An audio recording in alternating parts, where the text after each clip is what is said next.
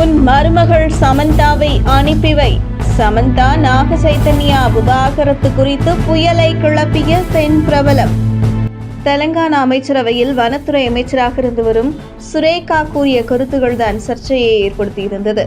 அதாவது தெலுங்கு நடிகர் நாகார்ஜுனாவின் மாநாட்டு மையத்தை இடிக்காமல் இருக்க வேண்டும் என்றால் அவரது மருமகள் சமந்தாவை தன்னிடம் அனுப்புமாறு முன்னாள் முதலமைச்சரின் மகனும் முன்னாள் அமைச்சருமான KT ராமராவ் தெரிவித்ததாகவும், அதனால் நாகார்ஜுனா சமந்தாவை KTRிடம் போகச் சொல்லி வற்புறுத்தியதாகவும் சுரேகா பரபரப்பை ஏற்படுத்தியிருந்தார். மேலும் மாமனார் நாகார்ஜுனாவின் வற்புறுத்தலை சமந்தா ஏற்க மறுத்ததனால் அது விவாகரத்துக்கு வழிவகுத்தது என தெரிவித்த சுரேகா, மேலும் சமந்தா நாக சைத்தன்யா விவாகரத்துக்கு KTR தான் காரணம். இவரால் பல ஹீரோயின்கள் சீக்கிரமே திருமணம் செய்து கொண்டனர். போதைக்கு அடிமையாகி KTR பார்ட்டிகளுக்கு சென்றார். பிளாக்மெயில் செய்து பலரை தொந்தரவு செய்தார் என தெலுங்கானா அமைச்சர் சுரேகா பகீர் கிளப்பியிருந்தார். இவரது இந்த பேச்சு பலருக்கும் தூக்கி வாரி போட்டது.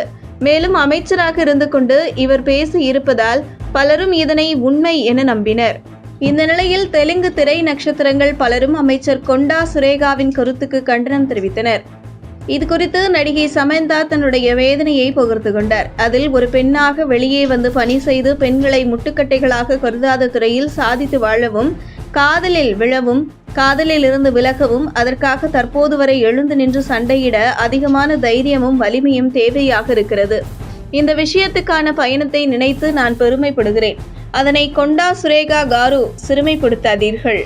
ஒரு அமைச்சராக நீங்கள் சொல்லியிருக்கும் கருத்துகள் உங்களின் பொறுப்புக்கு பொருத்தமானதாக இல்லை என்பதை நீங்கள் உணர்ந்திருப்பீர்கள் என்று நம்புகிறேன்.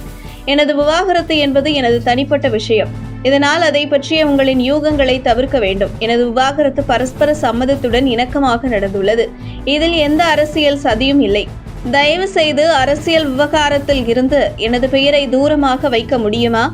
ஏனென்றால் நான் எப்போதுமே அரசியலுக்கு அப்பாற்பட்டவளாக இருக்கிறேன்.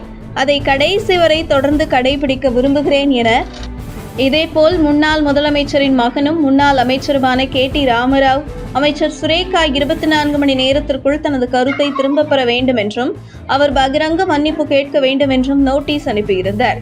இந்த நிலையில் அமைச்சர் கொண்டா சுரேகா சமந்தா நாக சைத்தன்யா விவாகரத்து தொடர்பாக கூறிய தனது கருத்து தொடர்பாக மன்னிப்பு கேட்டுள்ளார்.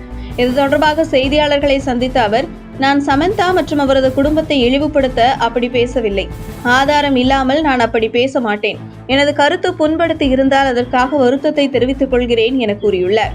மேலும் சமந்தாவின் உணர்வுகளை புண்படுத்தும் நோக்கில் அப்படி பேசவில்லை என்றும், இருப்பினும் வேறொருவரை காயப்படுத்தி விட்டேன் என்பதால் எனது கருத்தை நிபந்தனையின்றி வாபஸ் பெறுகிறேன் என்றும் அமைச்சர் கொண்டா சுரேகா தெரிவித்துள்ளார்.